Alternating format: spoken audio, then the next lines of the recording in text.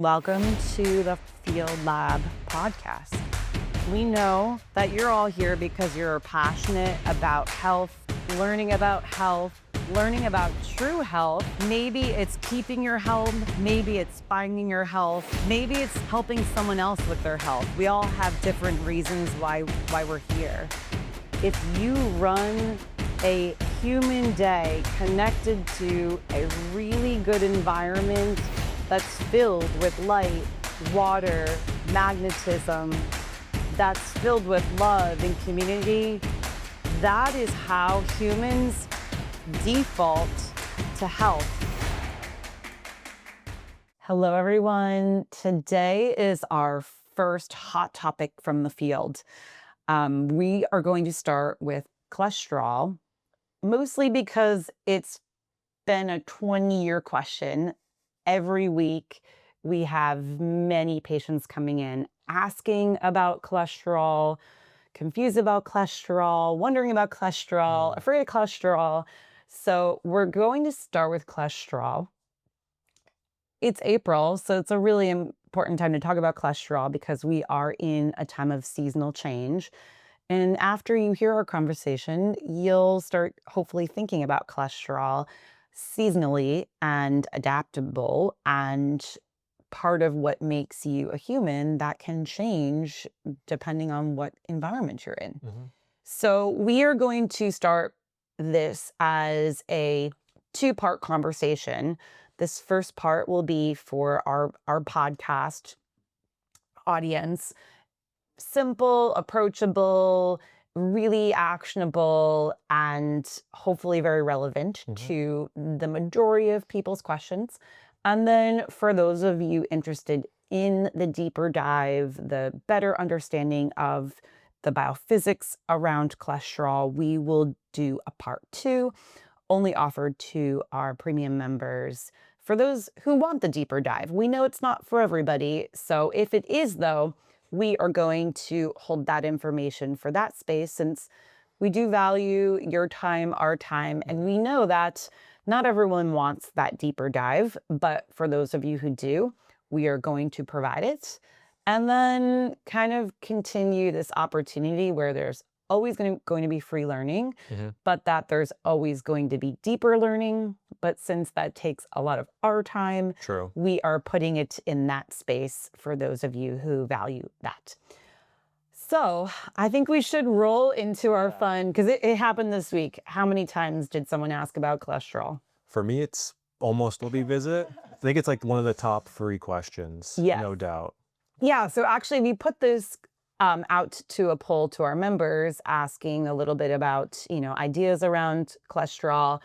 Everyone gave such great feedback, so we knew we should so helpful. start with cholesterol. Yeah. So let's roll. You guide us in our conversation, Noah. Cool. So what would be your big, bold statement about cholesterol from your paradigm? How do you think about it, and where do you want people to get to? Yeah, so cholesterol is a really fun story of a human that I think we should start with what happens in the office. Someone's come in, they've had blood work done, and they have high cholesterol. It's now probably, I don't know, 9 out of 10 patients. Most patients. Yes. At least coming off of winter. And I want to be bold there that if you are getting a lipid panel and it's in the middle of the winter, you are a normal human living in New England, especially. We're gonna put some context there. You're probably mostly living inside, and if you get your lipid panel done, chances are you will have, actually, you will and should have higher cholesterol than potentially you would have in the summer.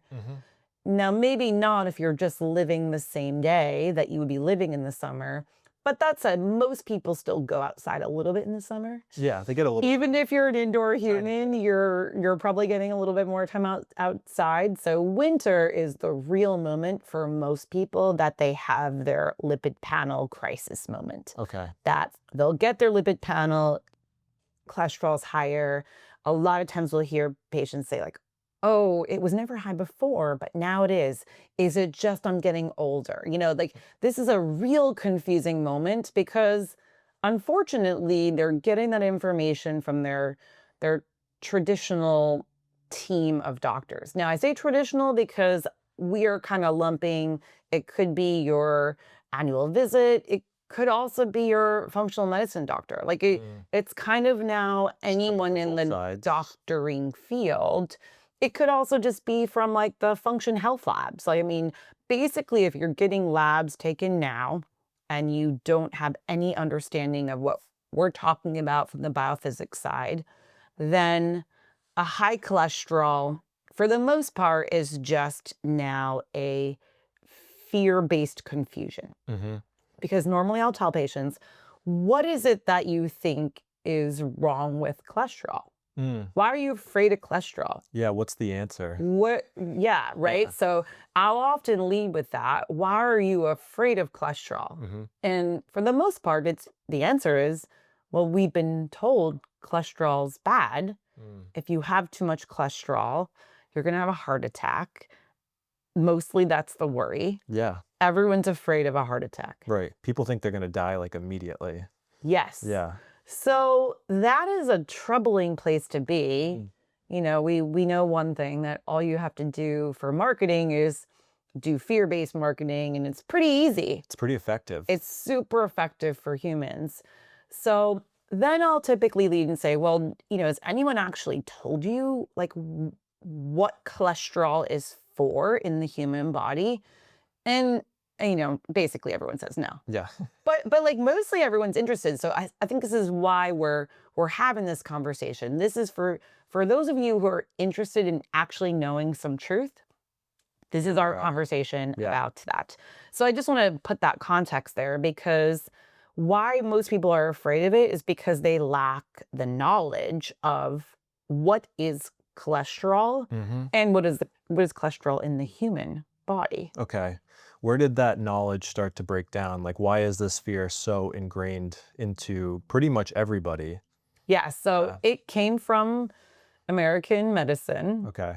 really American medicine. I mean, I can see the strong link kind of back very much, to the Framingham Heart Study. Like there's a lot of shift in thinking that happened in the 70s around the studies that were being done, Mhm. trying to understand cholesterol. But interestingly, coming off of decades of scientists learning more about cholesterol for mammals Okay. and actually realizing that cholesterol was a really big story Hmm. around function of Mhm. mammals and how mammals adapt to their environments Mhm. seasonally and also temperature to actually be able to build cell membranes Okay. to be adaptable. Mhm. Adaptable optically, so with light, and adaptable with temperature. And once you start realizing that the human body produces cholesterol, the mammals, but we're talking about humans here. Has anyone ever told, and I'll tell patients this, has anyone told you that your body produces cholesterol? Mm.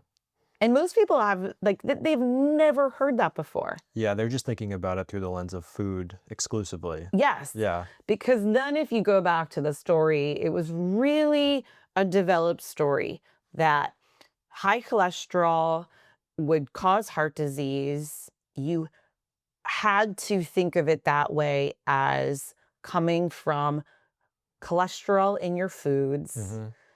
Maybe that got developed a little more, and then it became understood by the normal patient that sugar could also be converted to triglycerides, and that's bad too. But basically, a purely food-driven Mhm. story. Okay. If you eat bad, Mhm. you will have high cholesterol, and that will cause heart disease, and you will die.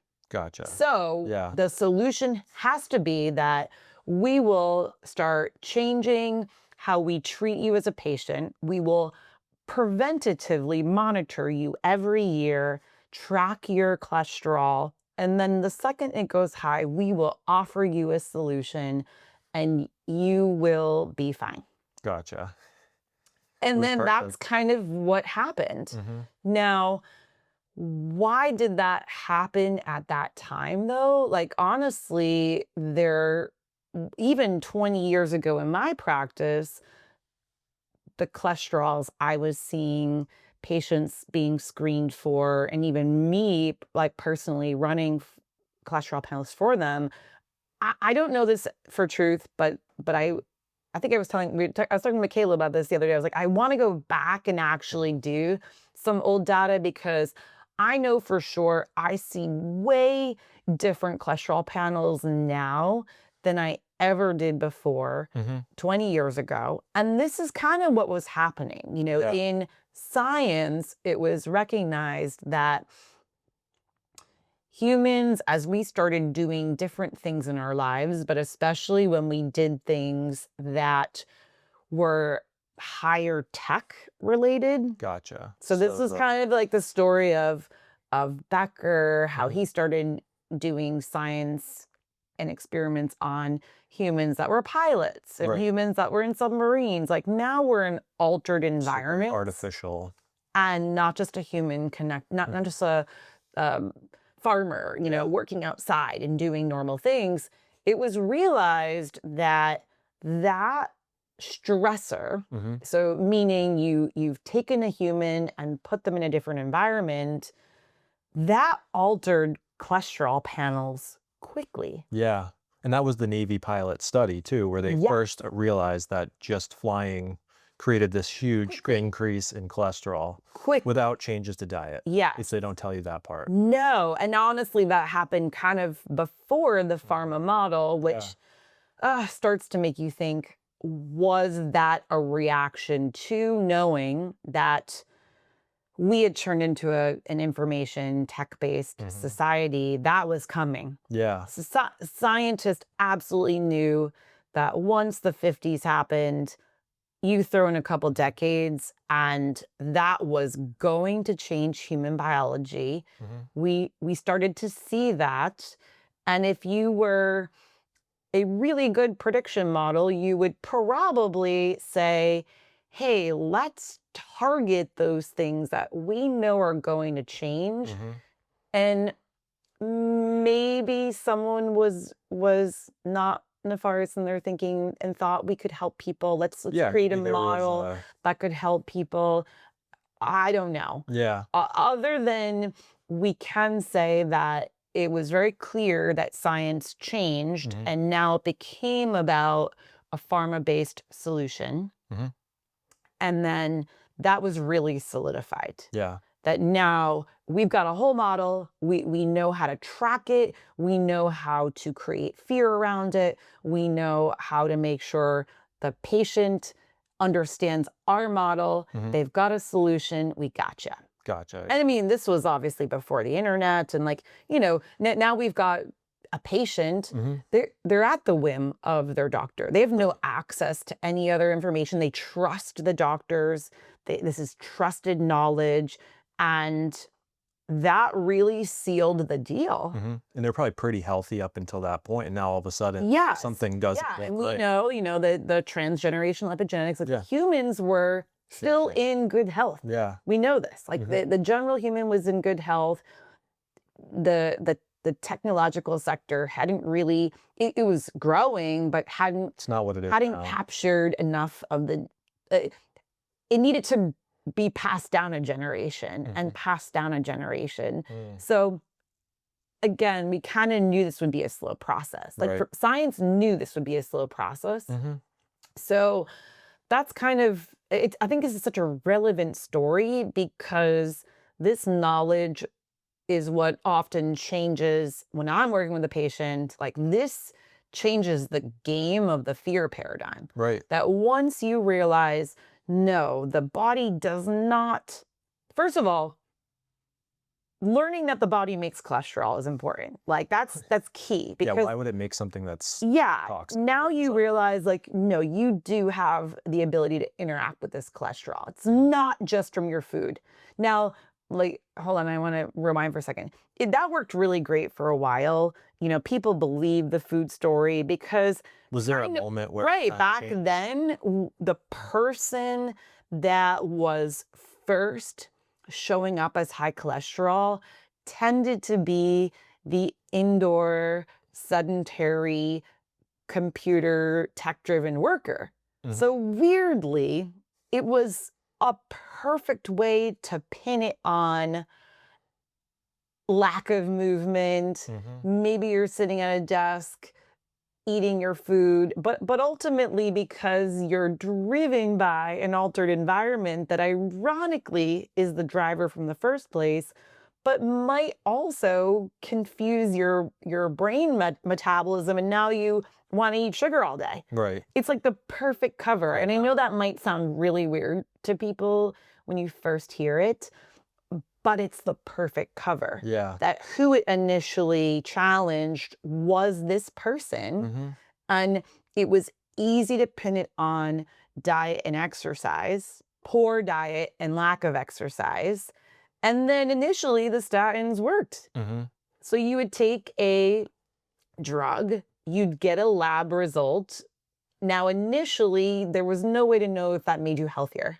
Right. Right. Like, did that Yeah. make you healthier? I mean, most people would say nothing really happened. Hopefully, nothing happened. Mhm. Some people would say I took that and my muscles all rotted and Right. I had to stop taking it. But again, perfect cover that you would normally take this drug, Mhm. you would feel nothing, but you would in your brain think, I got this. Yeah. I'm Not gonna die healthy. now. I'm good. I don't have to worry about this. Mhm. But then kind of what happened is we're here Mhm. where it, we now have access to looking things up.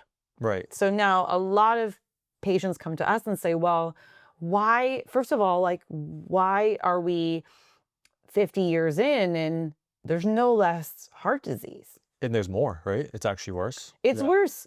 And tons of people have been in cholesterol lowering drugs. Tons of people have low cholesterol. It was Now we're previously, like, the most successful drug of all time, right? right. Yeah. Yes, like here we are. Like we can step back and say, wow, we have lower cholesterols. Mhm. People continuously have heart attacks with low cholesterol. Mhm. I mean, when are we going to like globally wake up? Mhm. I don't think ever if you're just staying plugged into the pharma model. Yeah, if you don't learn. If you don't have this moment where you really have to step back and say, okay, this is not purely a diet and exercise story. Mhm. There's a little influence there. We're not saying there's not, Mhm. but ultimately, the biggest influence is the cholesterol that your body makes for you. Right.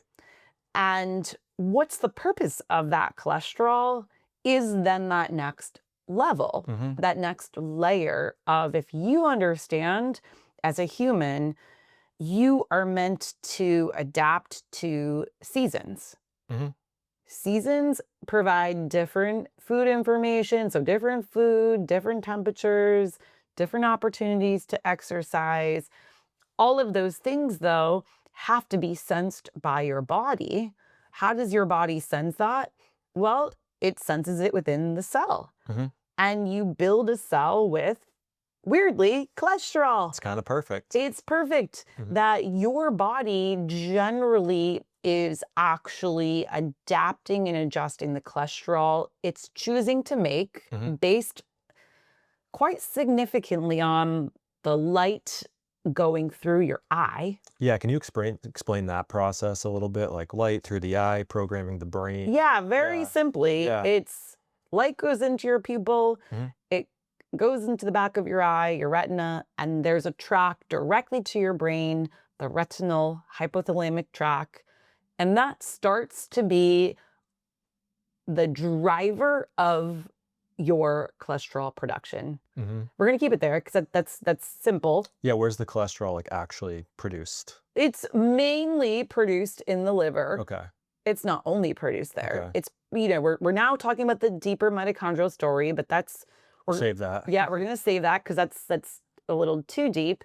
But the important thing is that, the story that we first read was Fritz Hallwich, who in the early 1900s, eye doctor started actually discovering before science really got polluted. He's one of the first scientists that realized, wow, cholesterol is changing based on the light through the eye. But that's because you need to produce cholesterol to then build, to put into your cell membranes to make cell membranes work differently based on the season that you're in. Gotcha. So if you took, if you thought about your skin, so now, I mean, your solar panel, we talk about this a lot, like your eyes and your skin are your primary solar panels. Every one of those cells is made of a cell membrane, and those cell membranes have three major components. That one component we're talking about here is cholesterol. And this is the cholesterol that your body's making. Now, it could also be the cholesterol that you're eating too, but it could also be all the other fats that you're eating too. And now, if you think of it that way, it makes more sense that maybe this is the original "you are what you eat" story to some degree. Like, where did that come from? There's a little bit of that influence, but really the truth is you are what you eat, but you're also what your body builds.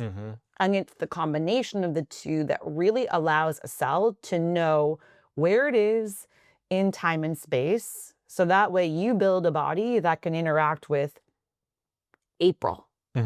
Yeah, you got to be a different organism in April versus December versus July. Like, you need to be tuned to your environment. Right. Well, really, probably the best test would be do a biopsy of your skin. Yeah. Do it in the winter, do it in the spring, do it in the summer, do it in the fall. It should look really different in terms of the cholesterol that you produce. Now, we're talking about cholesterol typing, which is the deeper story. I think we can keep it simply that everyone normally thinks LDL is lousy, HDL is healthy, and there's good and bad cholesterol. So now we've got this total cholesterol, but there's good and bad, and that's the simple story most people are fed. Again, there's a little truth to that. Surface level truth. Surface level truth. But the reality is there's a deeper story of electrons. Right. And sulfation that ultimately, why is HDL considered good? It's because this is the electron-loaded, sulfated type of cholesterol that you build vitamin D from. That you also, the other story of cholesterol, it isn't just important because you're using it for your cell membranes. It's also important because it's the backbone of all your hormones. It's important. I would say this is the moment where then if I'm with you as a patient, I'll say, it kind of sounds like one of the most important things your body makes for you. And we've created an entire paradigm around it being something we should be afraid of. And now everybody's lowering it. And now we actually think we should lower it. Yeah, we should tinker with it artificially. It's such a bad idea. mind-blowing that we got here and that we're in 2026 and there's all of this access to this knowledge and information, yet we're still so captured by medicine driving this story.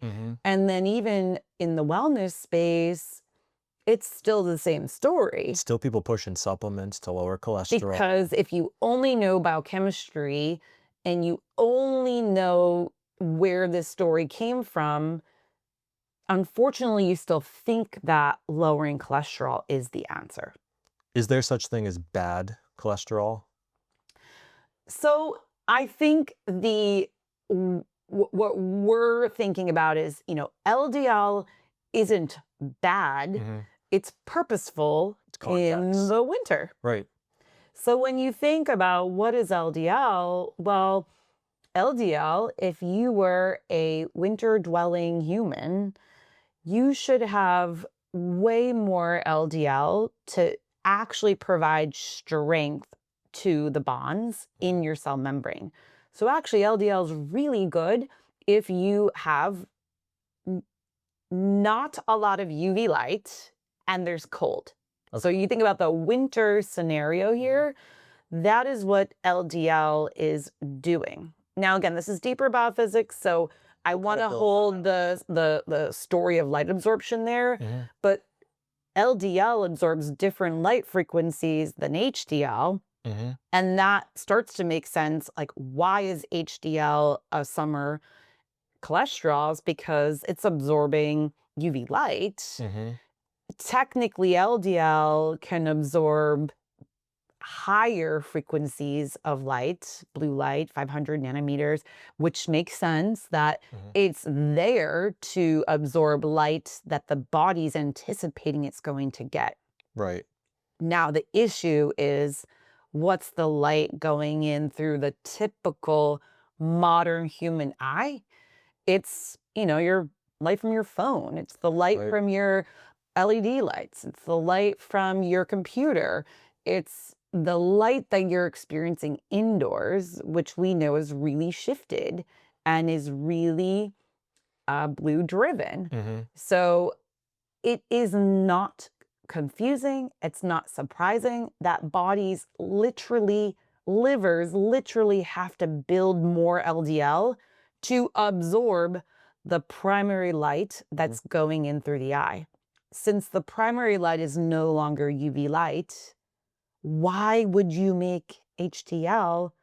Why would the body spend energy making HDL? Can't even use it. When it's unnecessary. Yeah. It wouldn't do it. Right. That's not a good design.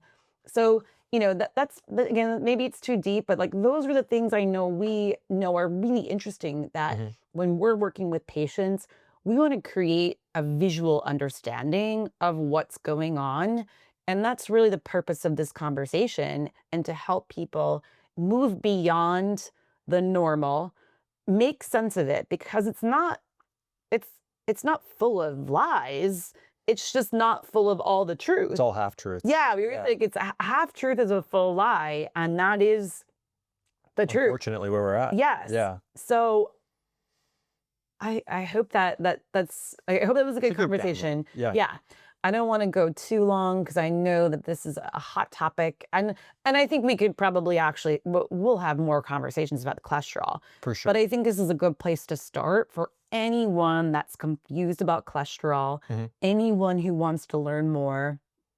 You need to start with this level of knowledge, that think correct about cholesterol. That know why you think you're afraid of it.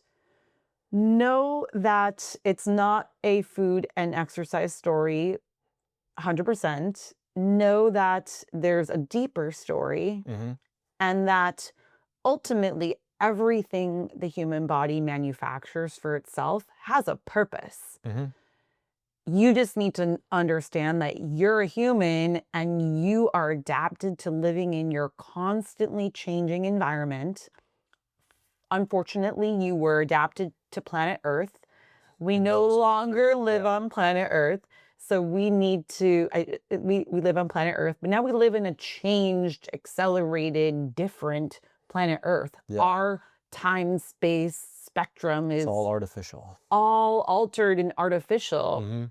Your human body, thankfully, can adapt to that. But now when you realize one of the most important ways you adapt to that is by the way you make your cholesterol, hopefully you start realizing that it's not something you want to lower. In fact, it could be really bad if you do lower it. Which the Framingham Heart Study tells us. Yeah. And then I think our reality tells us that everyone now who's excessively lowered their cholesterol, what comes knocking on the door is diabetes, is insulin resistance, is dementia, is Alzheimer's, is taking cholesterol out of a cell membrane, is taking cholesterol out of a building block for hormones, collectively actually destroying a cell environment for it to be able to handle the light and temperature signals it's receiving. That's the story of our deeper conversation that we want to save for those of you interested in the biophysics. But that is how you want to start thinking about it. Yeah. So if somebody sees an elevated cholesterol or historically dysfunctional cholesterol, they should look at their environment first, not look to lower Ding dang. artificially. Yes, absolutely. Yeah. Step outside of yourself Mhm. and realize, what is the light going into my eye? What is the light Mhm. on my skin? Start there. Yeah. That will give you a really good understanding of where things are going Mhm. wrong, why your body's adapting. Then you can take the next step. Mhm. Then you take the next Yeah, step. they can make some changes. Maybe that's then we're trying to get you to think, okay, maybe you're plugging in with us through our forum, the free Right. part where there's conversations mounting around this. Ask the question. If you don't understand what we're saying, ask it. Mhm. We will answer. We're trying to Yeah. build that for people, because ultimately that is where we see change happening. Is we need to grow good thinking, knowledgeable, health prosumers. Right. Yes, which we're going to talk about more. But like, Yeah. we want to be able to build that. Then we know some people do want to know more. Yeah. So then that's where you can kind of plug in with us through what we're providing from a membership standpoint, videos, blogs, learning. That's sort of the next layer where you still have a lot of flexibility. It's very low cost. And then if you really want to dive in so you know more, then maybe jumping in with one of our experiences, one of our field trips, all different opportunities there. We're going to be doing, some in the summer, Mhm. continuing to do some in El Salvador, but really offering varied opportunities to learn so you can figure out what makes sense for you, Yeah. but also knowing that learning is best with others, Mhm. with community. You cannot learn on your own. It just doesn't work. Right. So this is our way of offering learning in community, but in a bunch of different styles. 100%. Something for everybody. Yes. Yeah. That was awesome. Awesome. Thank you guys Yeah, all for your thank you. time. I hope that was helpful.